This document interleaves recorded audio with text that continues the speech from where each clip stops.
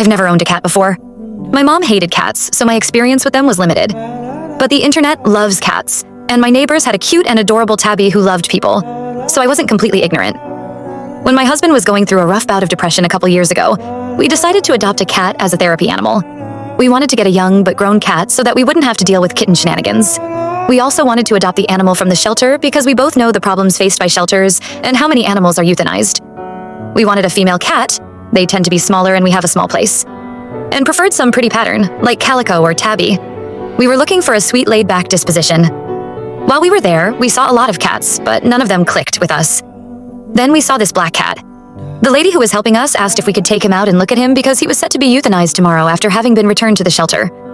The story she told me was that he came in as a stray, and then a college student who was living with his parents adopted the cat and didn't get his parents' permission first, so he was basically forced to return the cat a couple days later. She swore up and down that he was about 2 years old, so he was an adult but not too old.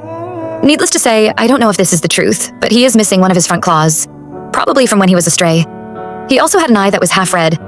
I had it checked out with the vet, and she says it's not cancerous. It is some weird pigmentation, but it's normal.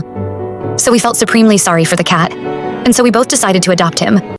He was pretty good for a while, but then he started peeing on things, mostly my husband's side of the bed.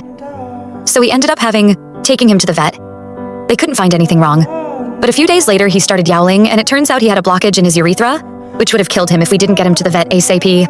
I was about to have a baby, so money was tight, but my husband decided to take the cat to vet, and we ended up spending over $2,000 getting the cat healthy. Needless to say, I got pet insurance after that.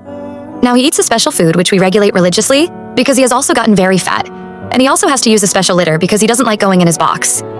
All of this is very expensive, and it would be worth it if he was a beloved pet. But he always bites and scratches me whenever I try to pet him to the point where I had to buy a grooming mitt to keep myself from getting holes in my arm and hand. He's very antisocial and doesn't like to play or really do much more than sleep everywhere. Somehow my husband always gets him up on his lap and can pet him, so at least he's a therapeutic animal for my husband. And unlike every other cat in the world, his pupils are always tiny and ugly like a reptile, even in the half-light and the dark. His fur isn't all black. It's got little weird patches of white in random places, but not in a cute sort of way. In a gross, ugly, stray kind of way.